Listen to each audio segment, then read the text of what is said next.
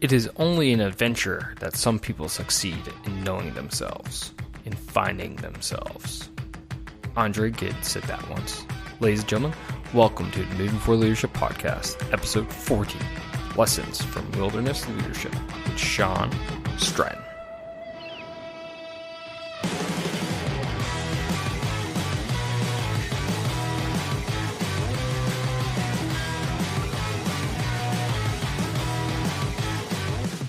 Hey everybody, it's Scott McCarthy, your host and founder of the Moving Forward Leadership Podcast, and welcome back to yet another great episode.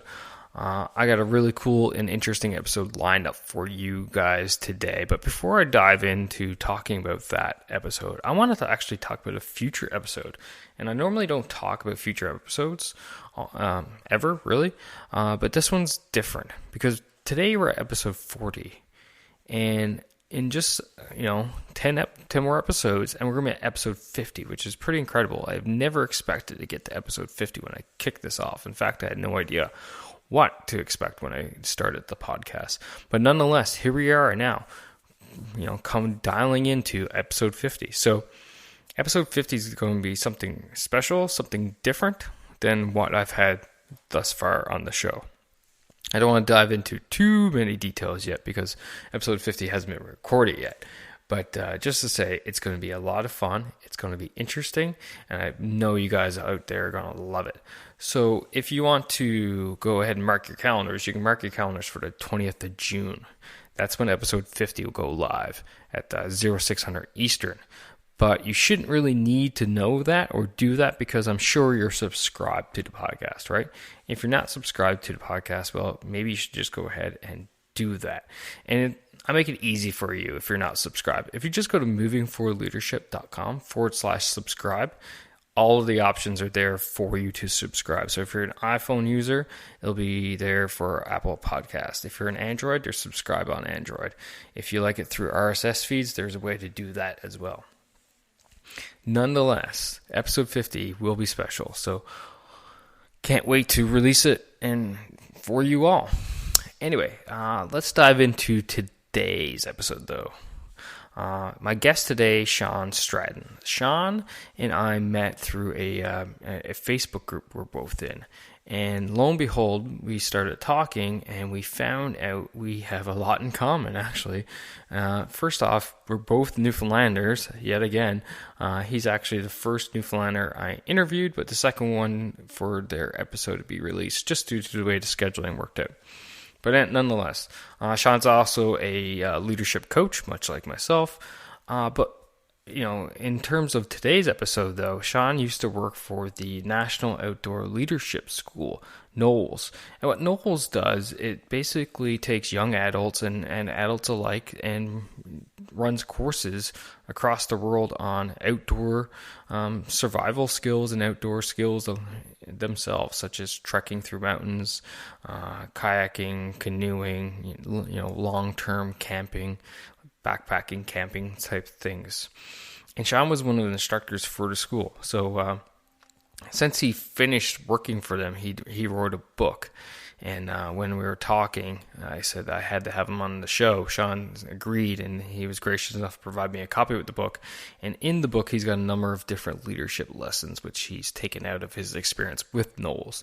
So during the episode, we talk about 3 specific incidents that are in the book, and we have a conversation based off of it.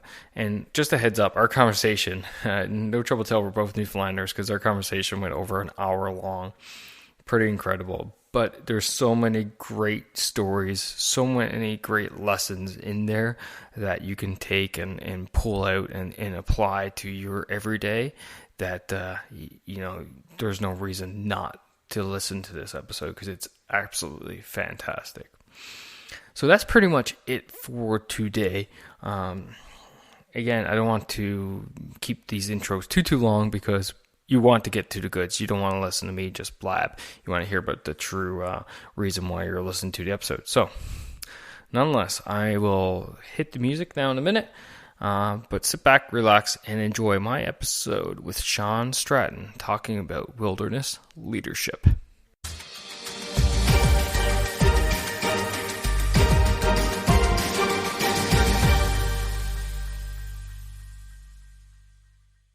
Hey, Sean, brother, welcome to Moving Forward Leadership Podcast, man. It's great to have you here. Yeah, thanks for having me. I'm looking forward to this. So, for all the listeners out there, I'm going to do a fair warning right now. We have two Newfoundlanders talking about leadership. This could get dicey quick. Not to mention, the accents might come back out. Absolutely. I'll have to turn it on. I'll have to watch. I'll give you a quick funny story for everybody. When I first left home, I introduced myself to a guy. We were both on basic training, and he completely stops dead in his tracks, looks at me with a blank stare, and the words of his mouth were, "I'm sorry, but I don't speak French." No way. Yeah, that's how bad my accent was when I first left home. That's funny. You've come a long way. Yeah. Well, you just get tired of, what? Excuse me? Pardon? Can you say that again? Can you say that again? But, a couple, when I go home or get a few buddies around or a couple drinks, and she comes right back out again, right? So yeah, as soon as you step off the plane. Yeah, exactly, right? Anyway, Sean, the first thing I always like to do with my guests is for them to give a quick background, tell them, who they are, how they got to where they are, and then we'll start talking about a bit about your interesting experiences and how they relate to leadership after. Sure. Yeah, I from Newfoundland. I was actually born in Ontario, but I don't like to tell people that because I was no, you're dead to me now. My father was transferred there for 2 years up to Toronto for 2 years. So me and my brother were born in Ontario, but moved back. So I moved back to Newfoundland, or moved to Newfoundland for me, I guess, when I was about 1.5, and stayed there until I finished high school. And growing up, I'm a very kind of athletic, very active kid. Played just about every sport imaginable. Kind of stuck with water polo. And triathlon ended up being my kind of big sports in high school, and grew up in the Boy Scouts. And as we'll get into, my most of my adult career I've been in adventure travel, but people think that I grew up camping with my parents all the time and traveling with them. And actually, I think I've camped once in my life with my parents. Oh. And it wasn't a great experience for the whole family. I think it was up in the Northern Peninsula near Lanson Meadows, and it was a 5-degree rainy July afternoon. Sounds perfect, like home. Yeah, that's right. And we just got soaked that night, and I think my dad wasn't interested in doing that again. But fortunately, I had the Boy Scouts, and grew up with that, and had some great groups, and that was kind of where I got my adventure and camping fill. Yeah, canoeing and that, and got my travel fill from playing water polo. I got to travel every year, go a couple trips across the country, playing nationally in that. And so great childhood, really, really good, really great parents and two brothers. And I grew up in St. John's, Newfoundland, the big city compared to where you grew up. And, so for the audience out there's a bit of a rivalry, right? Like I come from a very small town. Sean comes from the capital of the province, and you either are a townie or you're a bayman. I am a bayman, Sean's a townie, and it's like oil and water, right? That's right. We'll leave it there. No, the other side of the tracks. I think half the townies want to be baymen and half the baymen want to be townies. Pretty much. we never admit it. Most townies have a cabin in the bay anyway. Right by my house, actually. Then I went, did a couple of years at Memorial and University in St. John's, Memorial University, and didn't really know what I wanted to do, and ended up going to Dalhousie and in Halifax, Dalhousie University, and I was going to do phys ed, and then I was going to do business, and I didn't know what. I found out about a recreation management program, and I was like, oh, this seems pretty good. Could blend the both and do kind of sports management, maybe professional sports management. And in that program at Dalhousie, I did a course it's called Adventure-Based Experiential Education.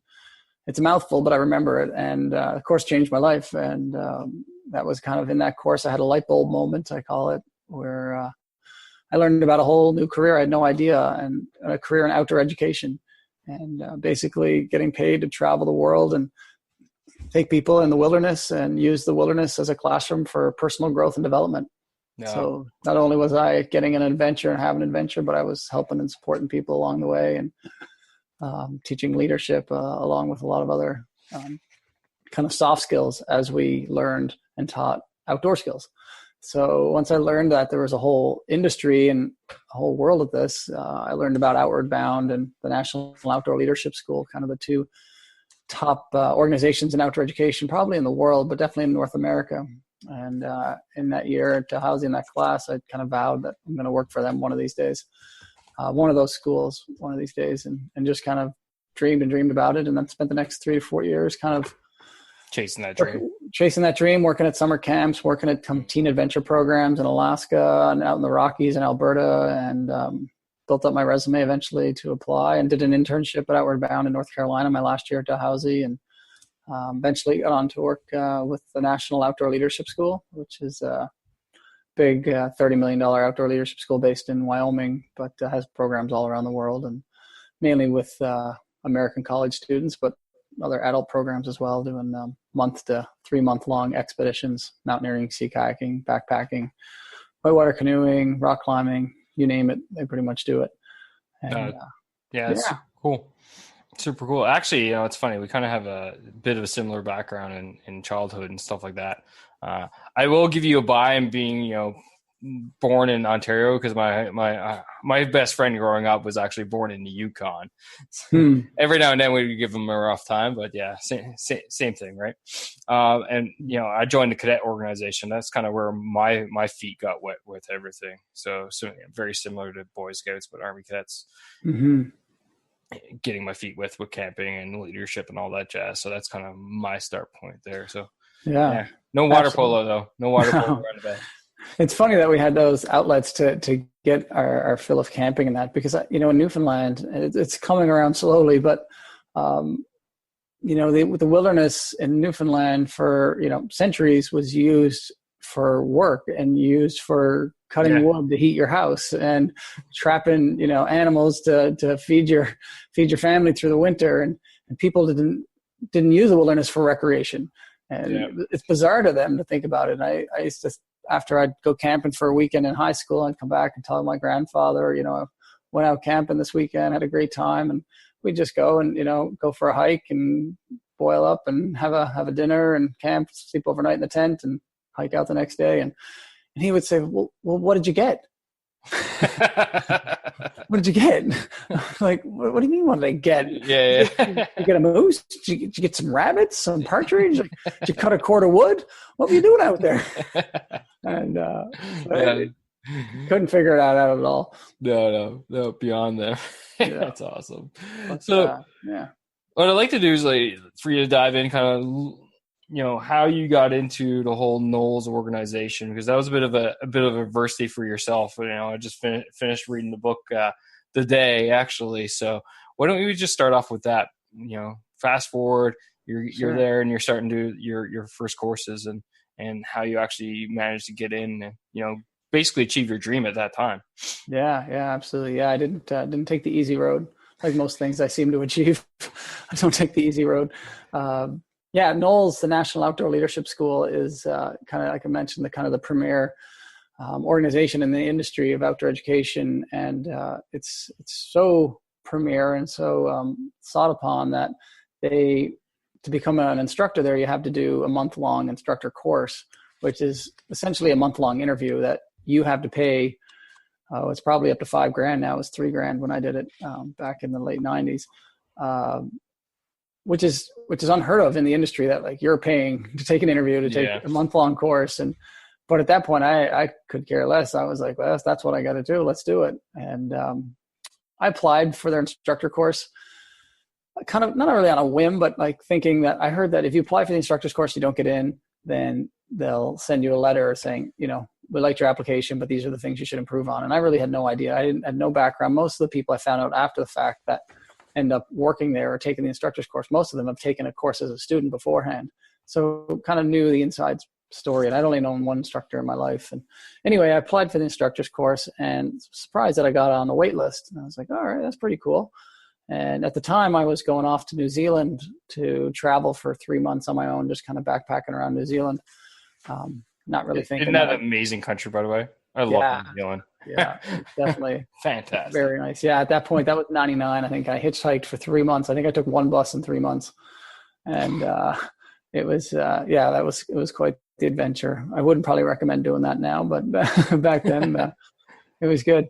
And so I got a call when once I was kind of three quarters of the way through my trip to New Zealand, that I got a spot on this instructor's course, and it was going to be starting in 2 weeks in Arizona. And I had to decide in the next hour if I was going to take it or not. And I'd already had it. And then I had to agree that this was going to be in the spring. I had to agree that I would work for them this summer if I got the job or did well in my instructor's course. So I'd already committed to a company to lead expeditions in Alaska that summer. And I didn't really want to say no to them, but at this time I didn't want to pass up this opportunity, and they were pressuring me, and I was in the middle of my trip to New Zealand. I'd have to end it short. And so there was a lot of things going on in that moment. And through the end of it, I decided to say, yeah, I'm coming. I'm not sure how it's going to work, but I'm going to get there. And managed to get to Arizona in 2 weeks' time and started my instructor's course. And I was, shell shocked, I guess, is a way to look at it. Once I started that instructor's course, I didn't have a background with NOLS, and I didn't really know how they operated and know their systems. Like I said, most people on the course had already done a course with them and just kind of jived with their whole procedures and plans and systems. And anyway, the course didn't go that well for me. It was kind of like an interview. It was pretty stressful. People didn't get along that well, and God almost put a sour taste in my mouth. And then by the end of it, it really didn't go well. But like the second last day, the team that I was on ended up getting a bit turned around and a little lost on a navigational error in a challenging area to navigate. But I think I was kind of blacklisted at that point in the course. And anyway, a day or two later, when we did our final evaluations, found I didn't pass the course, which I think 85% of the people generally pass the course. And this was just a shock to the system to me.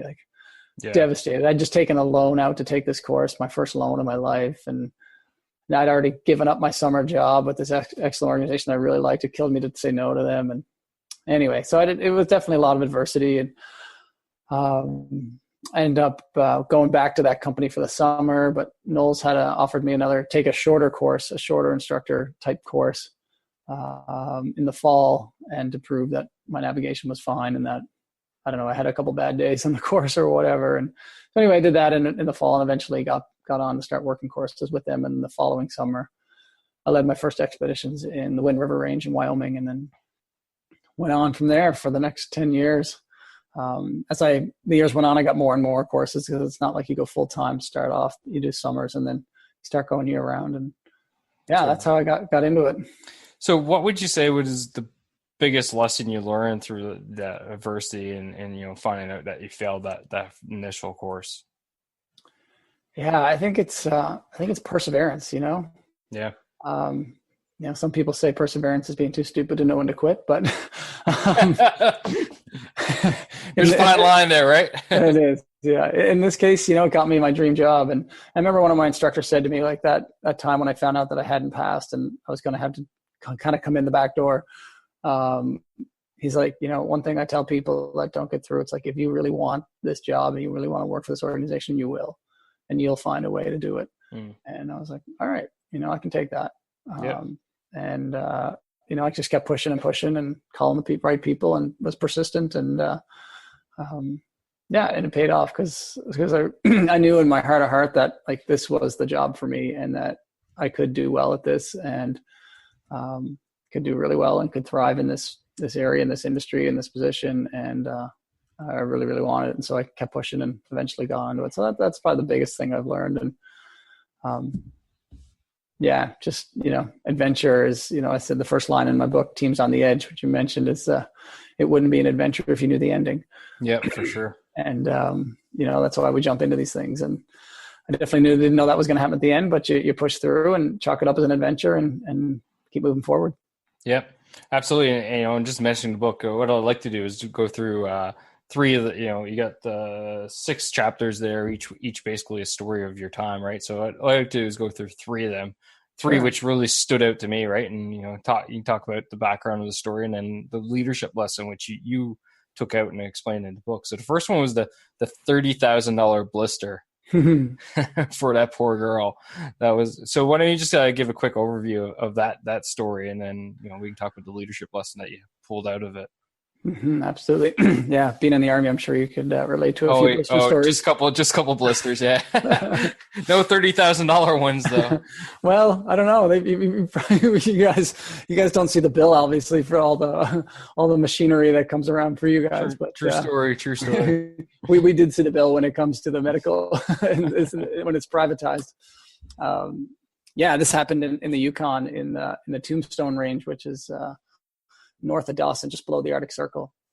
Incredible area, incredibly remote. Beautiful spot. We were on a 30-day backpacking trip and in the Ogilvy Mountains, and didn't see another human besides the helicopter pilot bringing in our groceries every two weeks or so, every 10 days. And this student, she was a really good student, natural leader. One of the older girls on the trip, they're all high school or university students, I think, high school or university. And we knew that she was vegan, which is really funny now that I think back on it, because for the last 3 years I've on a vegan diet. And at the time, this is probably 15 years ago, 10 years ago, I didn't have a clue what a vegan diet was, but learned about it, and we brought the foods that she could have, and told her that she needs to keep up and eat these foods, because obviously it's a limited supply that what we have out there, but it's important, sure, obviously, our health and to keep it up. And and so towards the end of the expedition, I noticed she kept telling us like her toe was hurt and she started getting blisters, which is, it's pretty normal, and we treat them and we teach them how to treat them as well. And, self-care is a big thing, and kind of we teach you how to do it, and then you take care of yourself for the rest of the way. And getting up to the end of the expedition, one of the unique things that NOLS does is lets their students go from 3 to 5 days on backpacking trips on their own with small groups. So they're not going solo, but if we have a group of 12, we'll break them up into groups of 5 or 4 and send them off for 3 to 5 days on their own. So everything they've learned over the last 3 weeks, they can get a chance to really practice. And that's a pretty unique thing with NOLS. And it's been not challenged in court, but questioned a lot, because there's been, there's a lot of risk management, obviously. Some legalities there for sure. Issues that can come up. And so just before we're about to send our groups off on this, we call it the independent student travel expedition, I checked out her feed and noticed that her kind of toe was still kind of red and localized infection. And we're like, okay, you got to take care of that. You got to wash it. You got to soak it in warm water and do all the proper dressings and that to maintain it. I'm like, yeah, no problem. Like, wasn't an issue. And so me and the instructor team, we hiked on. Typically when this happens, we'll do say they're going to go out for 4 days. We'll do it in 2 days or a day and a half and just go fast to get to where we're going to meet at the end. And we'll start our paperwork. We've got to do written formal evaluations and tons of paperwork to do. And so we'll get there and start our paperwork and hang out until the students show up in a couple of days. And, they have basic first aid training that we've done over the course. They've got first aid books. They've got their emergency procedures. They know where we are all the time to come and get us. Basically, we tell them, don't make it worse and come and get us. Come get us. Come get us. Yeah. And that night, or after 2 days, we weren't expecting to hear them for another 2 days, and we're sitting around having some tea, I think, at our camp, and we started hearing the like, "Hey bear," which is typical conversation as we're hiking in these mountains for months upon it, or days and weeks on end. We're constantly either having loud conversations with each other or just shouting out "Hey bears," because it's a very active grizzly area. And you want to let them know you're coming. And we were like, it had to be our students because we haven't seen anybody else. I'm like, what's going on? And for me, I just kept thinking through my head, like, who died? Like, how could they have died? What happened? Like, you just go to the worst. And they finally catch up to us and get to our camp. And I was like, what's going on, guys? What's happened? What happened? What's going on? And they said, oh, it's Sally. Her toe is really hurt. I was like, oh, her toe. Okay, great. And then, we go through, we're like, what's wrong with her? And it's like, oh, she's really slow and she's, aches and pains and malaise. And we're like, okay, yeah, that doesn't sound very good. Like anything else. And just before they're about to finish, they're like, oh, and she's got this one red streak from her toe to her knee. And I was like, whoa. And, red flag.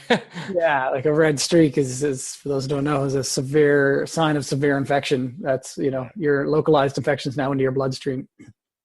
And, so we had to act on that right away, and we got on our satellite phone and talked to our base in Whitehorse, and they ended up talking to some emergency room or talking to the doctor, and they ended up getting their helicopter in, or sending their helicopter right away. But it was going to be dicey because it was getting towards sunset, and the helicopter that was coming in wasn't, equipped for nighttime flying, and they were going to come and see if they could do it anyway. And they were like, well, but you guys better go and start hiking back there in case the helicopter doesn't get in. And we started hiking to get there, to get to the camp to help treat her. And we ended up hiking until 2 or 3 in the morning. We had no idea if the helicopter came or not because it was coming from a different direction.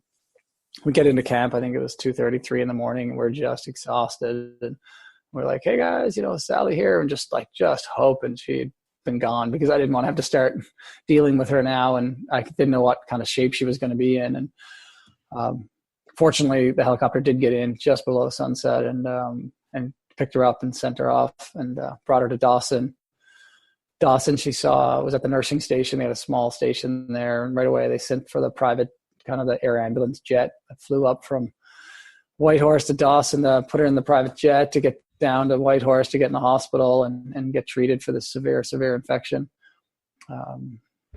She ended up being in hospital for 5 days and on antibiotics, and the doctors there said her protein level was like next to 0, and which helped spread the infection. And she had he said it was well on its way to like her lung or heart, causing complete heart failure, and if hours could have been the deal maker there. So yeah, it was a very, very challenging situation, and we fortunately managed to pull it off. And the risk management plans were in place, and it actually worked.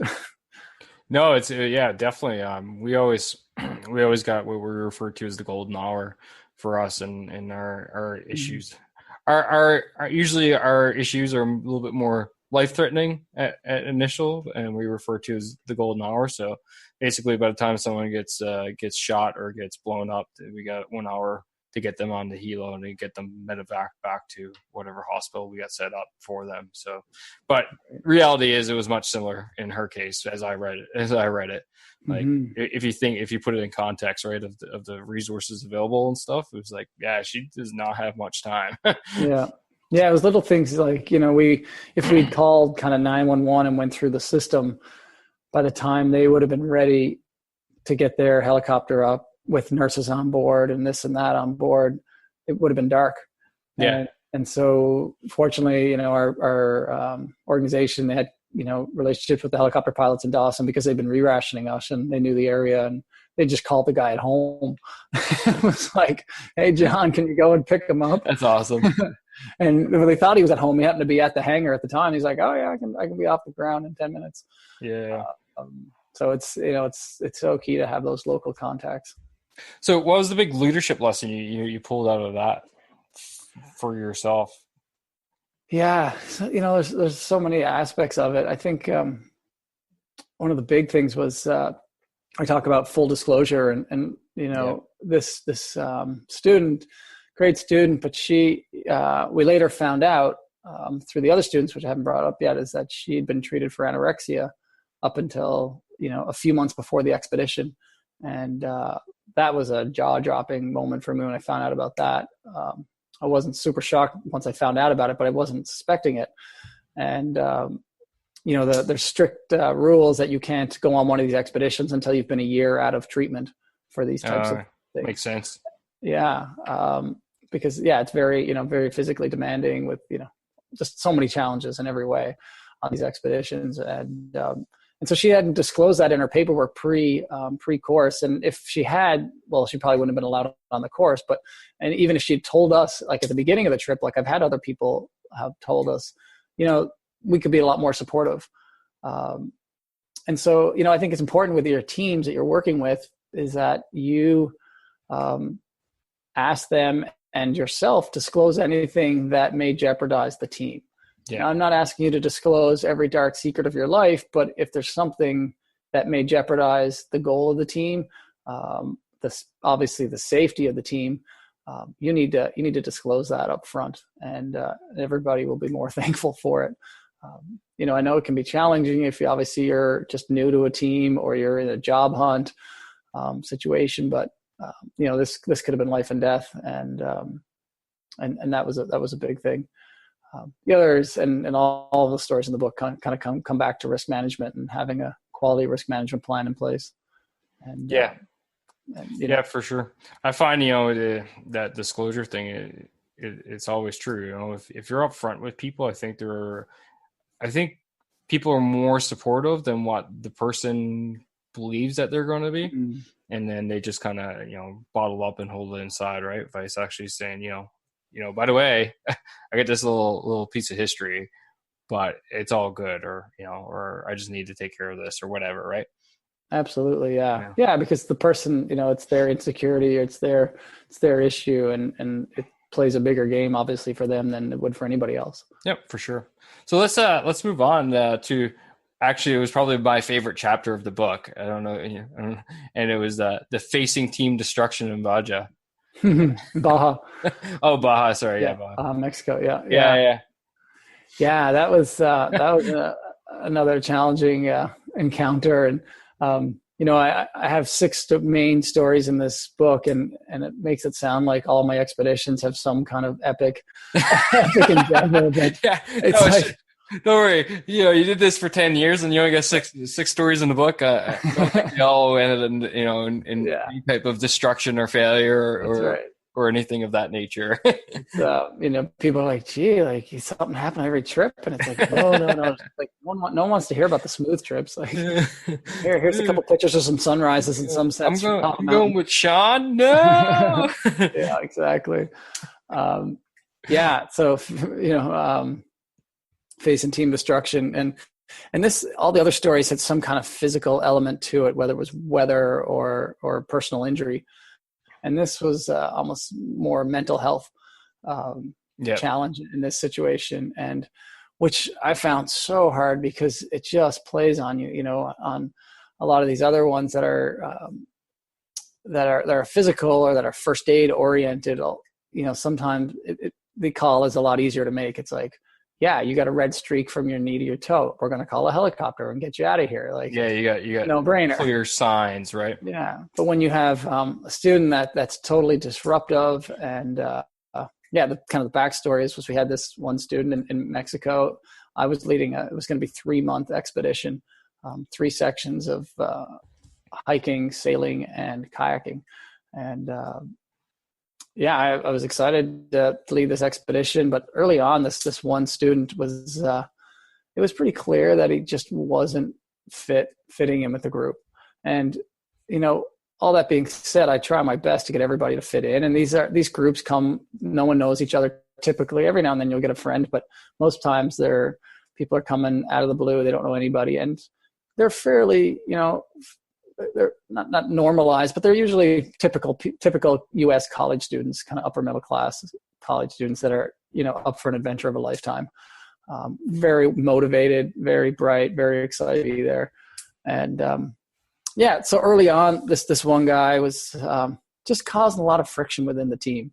I talk about team dynamics a lot and the stages of group development. And, usually it's the honeymoon phase that you start off with, and then you move into the storming and that, but this was like storming from the start. Like he just skipped the honeymoon right off. And so, he was just a really disruptive teammate. His smaller teams that he was on, his cook groups within the groups that he cooked within the expedition, small groups of 3 and 4, were just complaining how he wouldn't do anything. He was very selfish. His language was really poor. He was like calling people names and just like juvenile behavior on an expedition when essentially starting off, you're supposed to be in the honeymoon. So that kind of put up some red flags for me for sure. And I really make a point when I'm working with new teams to, within the first 72 hours, meet with everybody individually one-on-one and just do a quick check-in of like, hey, how are things going? Like, there's been a lot of changes for you to be on this expedition from where you were at home. You obviously had a lot built up in your mind and expectations. Like, where are you at? How are things going? And I think meeting with people in the first 72 hours of any kind of team development, you can quash a lot of issues that might come up, because they if things are bothering them, they're gonna let you know pretty quick, because they're probably thinking, how can I get out of here? And a lot of times it's easy fixes. And and so I met with this student and tried to like just get into his psyche a little bit and try to find out what was going on, find a bit about his background, try to connect with him in some level of kind of buddy and see what we could do. And I slowly started peeling away the onion and peeling away his story a little bit as we went on. But it was clear that anytime we talked, that I gave him suggestions on behaviors that are expectations. And that's another clear leadership lesson is at the beginning of any time you have a group is setting clear expectations. And essentially for us out here, it's just not just, but it is behavioral expectations. It's not just passing in reports on time and this and that. It's these are behaviors that are expected on this trip. And if you're not meeting them, there's going to be consequences. And so I started, pretty quickly, once I realized he wasn't responding to, the behaviors that I was, asking him to change and alter to fit within the group. It was pretty quickly clear that, I'm going to have to try to intervene somehow. And as it went on, as a week went on, this is going to be 3 months now. And as a week went on, like nightly, I would get other students coming over to our group, going over to the instructor tent and just like, whether breaking down crying or just like totally distraught of things that he would say to them. There's one day, this is a leadership school, that this young lady was leading the group that day and he stopped. I think they might've got a little lost, but she was getting them back on track and he like broke down. He was like, this is why women shouldn't be leaders. And this is why women can't make decisions. And he was saying all this stuff to her. And like, I just couldn't believe it once I heard the story later. I was like, there's just no place for this. Like you can tell when people just don't fit with your group, And for sure. Not that I want to like kick anybody out right away or anything. I want to, try to make this team blend, but every now and then there's just a thorn. It's like, listen, you're not in the right place. But because this is, almost a mental health challenge and a mental issue and a behavioral issue, I can't just like call up out of the satellite phone to our base and say like, this guy's calling people's names. Can we kick him off?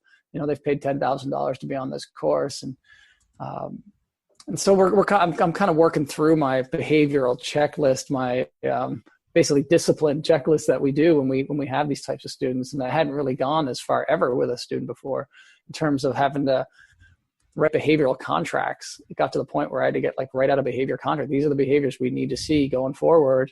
You need to sign here, and these are the consequences. And the ultimate consequence is that he's going to be removed from the expedition. And unfortunately, that's what it came to after about 3 weeks, 2.5 weeks. It got to the point where, I'm using my emergency satellite phone that I'm really only supposed to use when there's a medical emergency.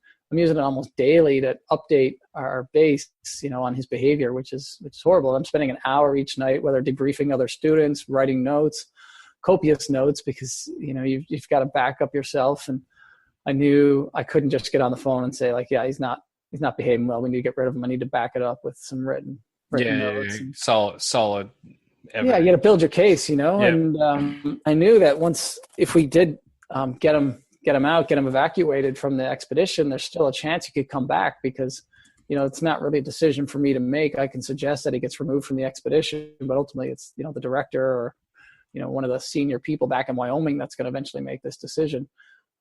Probably after talking to his parents. And in this case, he's like telling me about his lawyer and he's like threatening to get me fired. I laughed out loud when I read that. He held out the lawyer card. Yeah, he had his lawyer's business card with him. So I'm like, this guy is a piece of work. And, it turned out that he's, come from extremely, extremely wealthy family, but had a very disruptive childhood and parents weren't around. He was raised kind of by his grandfather and lawyers and been kicked out of a couple different military high schools. And turns out this was like his last straw, which again, NOLS is not a place for people to come on their last straw. It's for, motivated leaders that, maybe want to find themselves a little bit, but people that are looking for an adventure, that are up for a challenge. It's not a juvenile delinquent, hoods in the woods type program. There's a lot of those out there and they do great things, but that's not what this is. Yeah. Definitely a recipe for failure out of the gate there. Yeah. So eventually, unfortunately it did get to the point where we had to get him removed from the expedition and things changed overnight once he left. Like just the energy in the group just skyrocketed. And it was unfortunate, but at the same time, like this was going to be a 3 months expedition. And at one point, some people were coming like, I can't go on if he doesn't leave. And it was getting pretty grim at one stage there. Yeah, no doubt. So, clear expectations up front would be fair to say is one of the key takeaways for you from that experience. Yeah, for sure. Like clear expectations, but also like just being aware of when there's not a good fit, you know? Yeah. I think I used the term weed your garden early. That's Yeah. Actually, yeah. the common term that we use on these expeditions, which doesn't come across as very nice, especially if you're a parent looking to come into this, but or if a kid or you're looking to do a trip. But on teams, like the other adage people say is what is it? Hire slow, fire fast, and so yeah, when you feel that there's just not a fit on this group or on your team, there's someone that's just not fitting, and you've done all you can to help them fit in with the group. Like the best thing you can do for yourself, for your team, and for that person is have them removed. And I think teams wait far too long to remove somebody. And there's so many stories of one person bringing down the team and, getting the other people on the team to turn against the leadership. And so we wanted to kind of squash that before any of that happened. And we deal with that on a daily basis. Oh, really? Well, I'm saying you and I. Yeah. Oh, yeah. I mean, hearing those stories on a daily basis. Two things came to my mind when I was reading this chapter. And it was like, the first one is like, just, the clear expectations type things. And it's like the identification to the individual when they're not doing what they should be doing, and people just wait too long for that part. I find sometimes, I'm not saying that you guys did or you didn't, but it's just like, that's why it was coming to me. It's just like, I remember I had a case and it was like, oh, this person's not showing up to work on time. Great. Has anyone talked to him about it? No. Well, talk to him about it. Right? Step Absolutely. 1, identify the problem to the individual. Right. Yeah. And so many times, and don't get it mixed up, because so many people will think that it's just the personality. It's the personality. Yeah. Like, especially with this guy. Someone, like their personality is to be late. They want to ask someone to change the personality or change it. And I really, teach about, you got to really separate behavior and personality. Mm-hmm. And personality, starts being formed when you're probably in the womb. Your personality is being formed and grows throughout your whole life. And personalities can be changed, but it's not going to happen in a week or 2 weeks or a year. And so separate the personality and the behavior, focus on the behavior, and instead of just chalking it up to it's the personality thing, what behavior do we need to see altered and changed? And any more important, what behavior do we see need them doing? And so focus on, this is the behavior that we need to see from you. And if if they're not providing that and showing that behavior, that's when, you can get into grounds for removal. Yeah, for sure. And the second thing that was coming to my mind was we have a saying in the military, it's the 90-10 rule. 90% of your time taken up by 10% of your people, right? And it's, right. Is a clear-cut example in this one. That was definitely the case for that, for sure. Right? And I didn't want that to go on any longer. No, and the other thing of that is you can't let it, because the other 90% are going to implode. Right. Because the person who doesn't deserve your attention is getting all your attention. So Absolutely. I always try to push the 90-90 rule, the 90% of your time taken up with 90% of your people. The other 10%, if they're going to work, they got to work to get in that 90% zone, right? Right. Yeah. And earn your attention. So that's what I always say. But yeah, I enjoyed that chapter. I was like, shaking my head. So the last thing I'd like to discuss quickly would be the lessons from climbing the largest and coldest mountain in the world. And you guys faced some severe adversity there during that time, for sure. Yeah, absolutely. So that largest and coldest mountain in the world is surprisingly not Mount Everest. It's actually Mount Logan in Canada, in the Yukon. It's Canada's highest mountain, the second highest mountain in North America, 19,500 feet and change.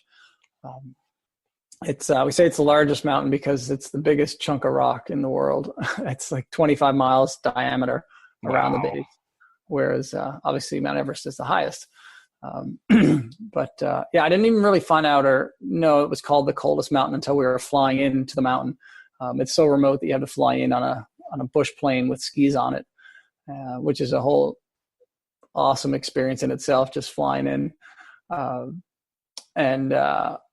the pilot looks over. He's like, "I hope you guys got some warm clothes. This, it's the coldest mountain in the world." And, I think that cold really comes from from being so close to the Arctic and then so close to the Gulf of Alaska. And so that ocean storms come off and just pound that mountain. But yeah, you know, we had a great expedition. It was myself and 2 women, Andrea and Nicole. They were both co-instructors that I've worked with at NOLS before, and incredible teammates, incredible, very strong women, incredible skiers. Actually, Nicole was a snowboarder. She was the first person to ever snowboard down Mount Logan. She had a split snowboard. And yeah, we were excited. We've been planning this expedition for 7 months or so. I planned most of it when I was in Mexico and in Guatemala, which is kind of interesting. Yeah, trying to prepare for this cold. But yeah, we you know, there's lots of challenges getting up, but eventually we end up being the first team up kind of past a halfway mark. There's a big ice fall kind of halfway up and a bunch of teams. And ice fall, if you think of like when you bend a Snickers bar, I tell people it's the cracks in the Snickers bar.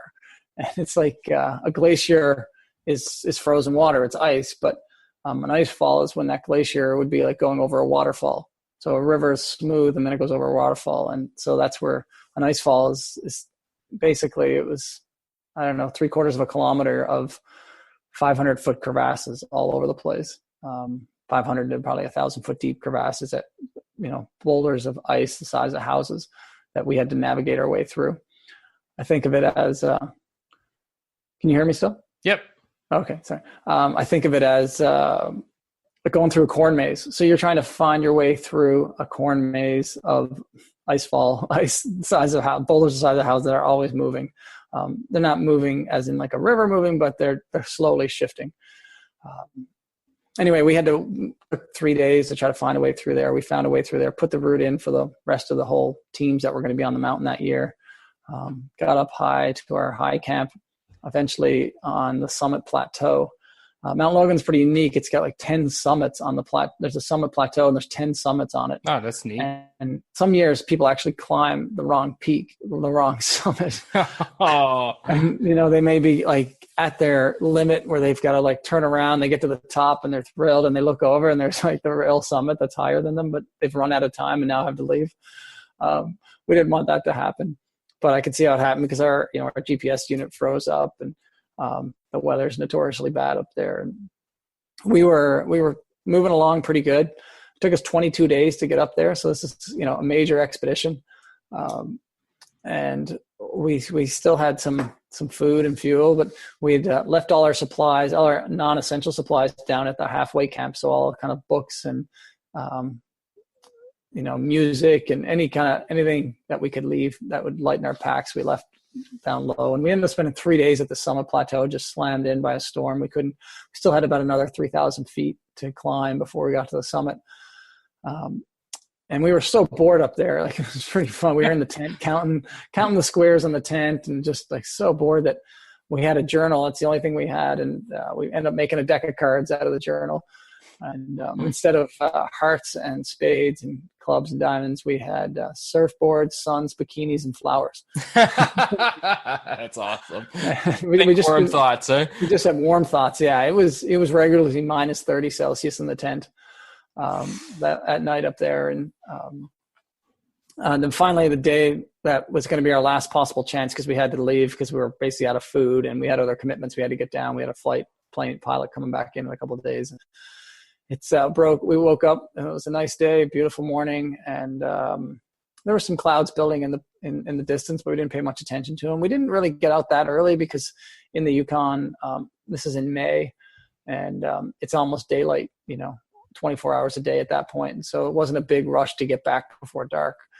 So we got off probably around 10 or 11 in the morning and headed towards the summit, but pretty soon after lunch, like kind of around 1 p.m. or so, the clouds started to engulf us and build, and our visibility started to get poorer, and the snow started falling, and the wind picked up, and the visibility just started going rapidly. And we're cruising along to our towards the summit, and I say cruising, I mean inching our way because again we're at almost 20,000 feet here, and so oxygen deprivation is an issue, and we sound like we're running, but we're actually walking, and we're with every step. Oh, I know 20,000 feet doesn't sound a lot for Himalayan standards, but there's actually less oxygen at 20,000 feet closer to the Arctic than there is in the Himalayas, for several different reasons. One, I think, is centrifugal force of the Earth, the way that spins, and the closer to the equator, the more oxygen is. But the biggest thing is that, the Himalayas are surrounded by tropical rainforest.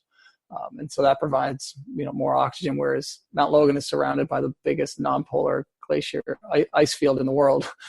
So there's not a lot of oxygen production anywhere near that mountain. And so, the altitude definitely was an issue.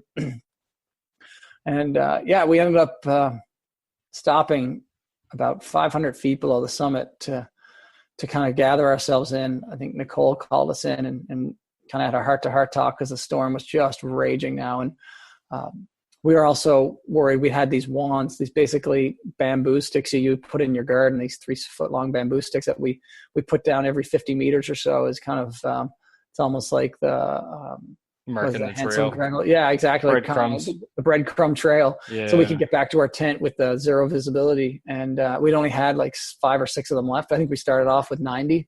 Wow. And we only had like 5 or 6 left. And we were like, I don't know if that's going to make us to the summit. And so Nicole called us in and she's like, what do you think of the weather? And we're shouting at each other. And Andrea's like, it doesn't look very good. And I was like, well, duh. And it was kind of my idea on this expedition. And we hadn't really talked about, leadership roles, but I think they kind of looked at me to make the call, seeing it was kind of my whole master plan. And I just didn't. I was like, we're so close, and the storm broke yesterday at about this time, and feet is maybe nothing, we can push right? on. And I was like, we're so close. And they were like, okay. Reluctantly, they agreed to push on. Actually, before that, I asked Nicole for her weather meter. She has this little weather meter called the Sherwin that measures the wind speed and the wind chill factor and the temperature. And I grabbed that and looked into it, put it in the wind, could barely look into it, and noticed it was minus 51. I was like, it's minus 51. And we were just like, wow, couldn't believe it. I didn't know it could get that cold. And, but I convinced them to keep pushing. I was like, well, let's do it. Let's go. And they're like, okay. Reluctantly, they kind of pushed on. And then I think we moved on for about 2 minutes before I tugged on the rope that we're all tethered with. And I just kind of gave them put my hand across the throat, gave them the cut signal, because we use a lot of hand signals up there because it's just so hard to communicate verbally in the storms. And they like tapped their head, which is the okay symbol. Like, good idea. And we turned around, we headed back to camp. And next day, it was Bluebird Day, but there was no chance. We had to leave, and so that killed me as we skied away from the summit. I kept looking back. I was like, we're so close, but got down so close. Got down to the halfway camp, and we decided to camp there for the night. Now we're skiing down, so it was like 21 days up, 2 days down, 22 days up, 2 days down. And the real lessons come, like, there's so many lessons on this expedition, as you can imagine, but one of the big lessons came on this when we headed down and camped at this halfway camp at 14,000 feet at King Cole, and talked with some of the other teams, and they were like thrilled to see us because we were the only team that had gone up that far this year, and they didn't know. People knew it's been 7 days since anybody had heard from us. They didn't know we died in an avalanche or what. So they were excited to see us. And but as we set up camp, and that one teammate after another would come over from these different teams. There's probably a dozen or so teams staged at that halfway camp there. And they would come over and they would just start, complaining about the teammates and just venting and going on. And we're like, that's the last thing we want to hear now. We just want to leap and get off our feet and maybe give you some information about the route up. And I realized that, like, they just had real, what we call poor expedition behavior. And it was just, these people, they weren't great teammates. And that was one of the biggest lessons that, we didn't reach the summit, but we had a great time. We became closer friends throughout it. And we just, expedition behavior, we talk a lot about at NOLS, and it's basically being the teammate that you want to have on your team. And how do you do that? And it's, I call it the and then some, the ATS rule. Do your part and then some. Yeah. And these teammates just didn't have it in them, and their whole expeditions were being jeopardized. And so here, some of these people were like some of the most talented climbers in the world, but there's no way you're getting through that ice fall by yourself.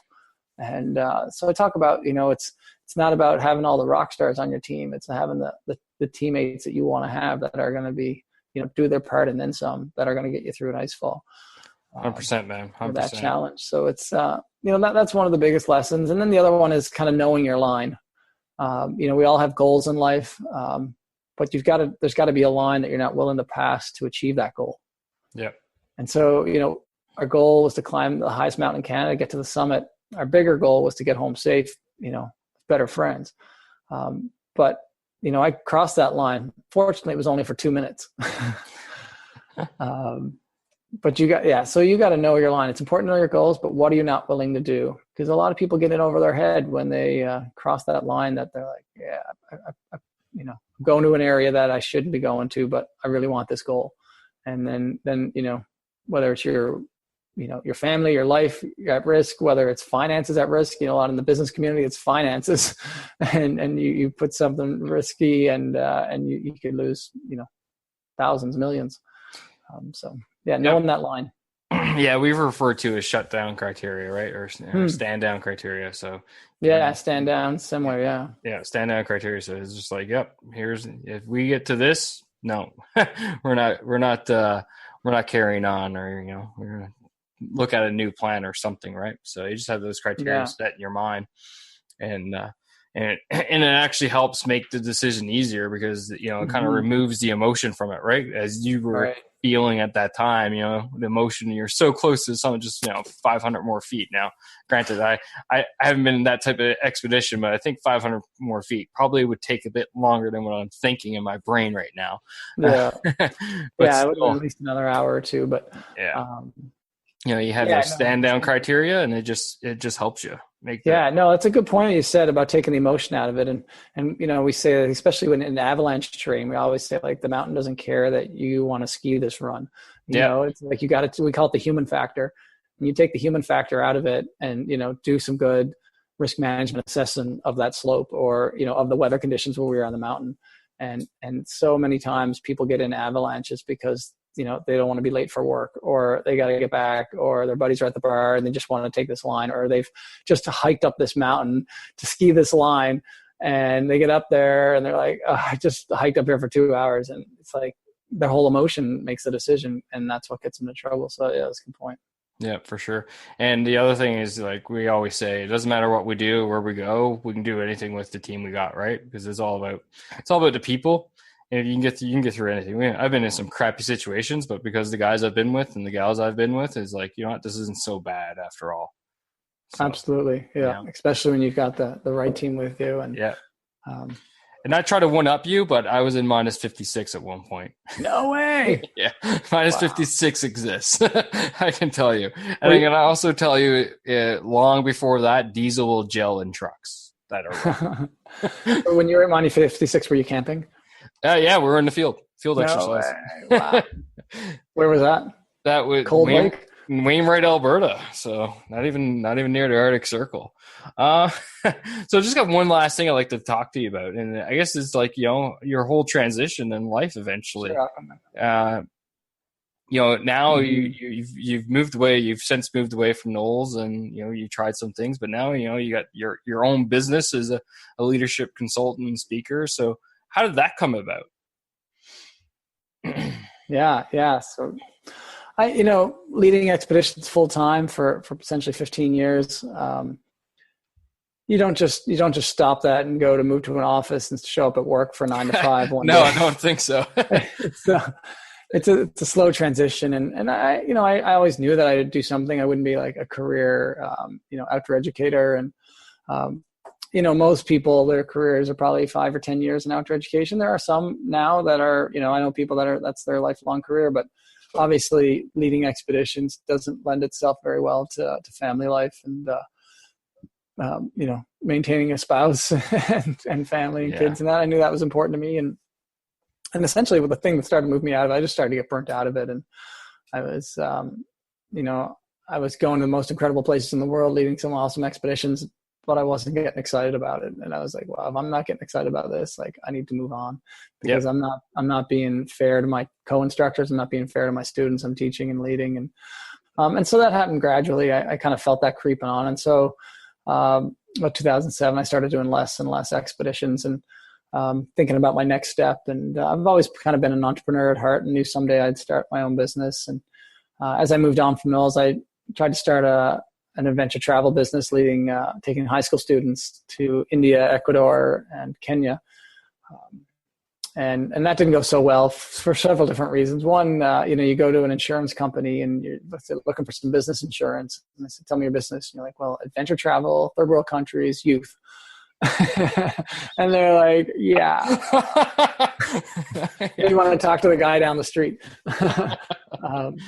So that didn't go so well. And then I realized, like, why am I trying to lead more trips? Like, the whole reason I'm getting out of this is because I'm pretty burnt out. And now I'm going to start a business leading more trips. And but shortly before I stopped leading expeditions, I worked a couple months or about 6 months in marketing roles and did some recruiting and started doing slideshows, mainly about Logan, actually, that expedition on recruiting trips. So I visited a bunch of universities and colleges throughout Canada and the US and schools, and would show a NOLS video, but do a slideshow on my expeditions. And that got me into speaking and public speaking. And as I was moving out of the expeditions, I thought a bit more about like professional speaking. I didn't really know much about it. And I had a friend that, suggested I go to this conference. It was a Canadian Association of Professional Speakers, and went to that conference and learned about the industry of professional speaking. And I was like, wow, like there's a whole world out there. It was kind of another light bulb moment for me. It's like, wow, people get paid to, share their lessons with audiences from their interesting life stories. And I was like, oh, I got a few interesting stories. And so that really moved me forward into professional speaking. And along with the professional speaking kind of came the leadership training. And, I would do some speaking, and then some of the people in the audience would ask me, do you do team building events? Will you come in and work with our team in our office environment, or take us, on a wilderness adventure? And that's kind of how it evolved. And so, I do kind of corporate leadership consulting now. And, probably half my business is keynote speaking at conferences on leadership themes, utilizing a lot of my lessons and stories. Shortly after I left NOLS, I went and did a master's in leadership. So I wanted to be able to blend that kind of master's and, that leadership theory, the academic side of it, along with my experience, and not just, just go straight from experience, but learn some of the histories and some of the models and foundations of leadership theory. And and so that's what I do now. Is probably half my business is keynote speaking, the other half is working with corporations on team building, and some of that's from teams that are brand new that need some kind of a kickoff to start off on a good foot. So it is kind of team building exercise. And then some other times I work with dysfunctional teams that are on the verge of crisis, and they need kind of an external facilitator to come in and work through their challenges and issues. And so a lot of it is the lessons that I would utilize on an expedition. I always say, like, surely if I can get a team to, do incredible goals and achieve incredible heights on an expedition in harsh environments, surely like we can get along if we're working 8 hours a day, behind our office doors and getting to go home at night. Yeah, absolutely. No, it's some pretty incredible stories, man, I must say. Shawn, thanks for coming out. Thoroughly appreciate you taking your time to talk to myself and the audience there. I got one last question, which I ask all my guests. And that is, sure, what makes a great leader? What makes a great leader? First thing that bumps in my mind, and obviously this is a loaded question. Oh, I know. I think a role model. Yeah. Role model definitely jumps out. And I talk about that a fair bit, but just being a constant, absolute role model. And, on these expeditions, I tried my best to be a role model. And, a lot of times I would say to students when they would have these questions, I don't know what to do here or there. What do I wear? What do I do this? What do I do this? And I was like, just watch us. Just watch what we're doing. You don't even need to ask questions. Just watch what we're doing.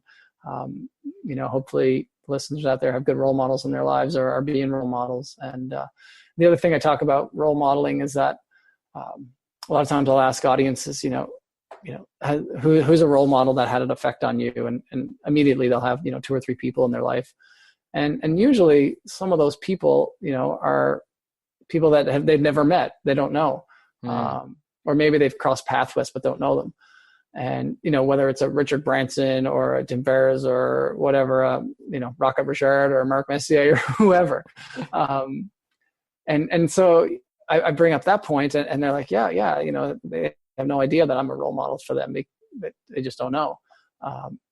And people think, when they think role model, they think, oh yeah, like my kids or my team below me, they probably think I'm a role model. But there's probably dozens, if not hundreds of people out there that are that believe you are a role model for them. And you have no idea. Yeah, 100%. You have no idea. So, anytime you're around people, especially in a leadership situation, people are watching every move you're doing, and to be the best leader, you need to exhibit that behavior. 100%. Couldn't find a better way to end the show, man, other than flipping the mic over and giving you about 30 or 40 seconds for a shameless plug. How can people reach you? How can they find you? What are they going to find? But I think we kind of covered that already. But, over to you. Yeah. Nothing too much to push. The book Teams on the Edge. I've got my second book coming out shortly.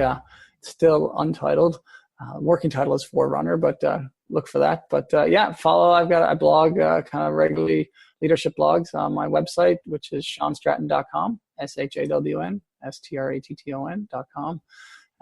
Shoot me an email there. You can contact me through my website. But you can also find me on LinkedIn, Facebook, Twitter, all those places. But happy to chat with you. And if you need another speaker for your next event, I'm happy to talk about that too. Awesome, man. For the audience out there, I will have all those links for Shawn's resources, his website, blog, Twitter, all that jazz in the show notes. You just go to Moving Forward Leadership /4141. It's going to be right there for you. Shawn, again, thanks for your time. And for the listeners out there, as always, I got my key takeaways coming right up right next. Take care.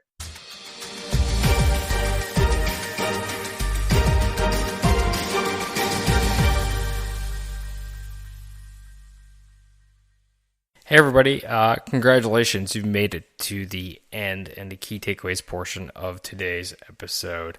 Just a touch longer than what I normally like to have, but it was well worth it, and I'm sure you totally agree with me because you're listening to this part of this episode. Nonetheless, here are my 3 key takeaways from my interview with Shawn today. The first one being perseverance. You'll get what you want if you go for it. We all come across struggles. We all come across difficulties in achieving our goals. But if you keep at it, you can't just come up against a brick wall the first time and quit. You need to keep going. And that's the way it is for leadership. And not just personal goals, organizational goals, team goals, etc. You will come across times when it's difficult and you will have a difficult time achieving it. But if you keep persevering, keep fighting, keep moving forward towards that goal, you will get there eventually.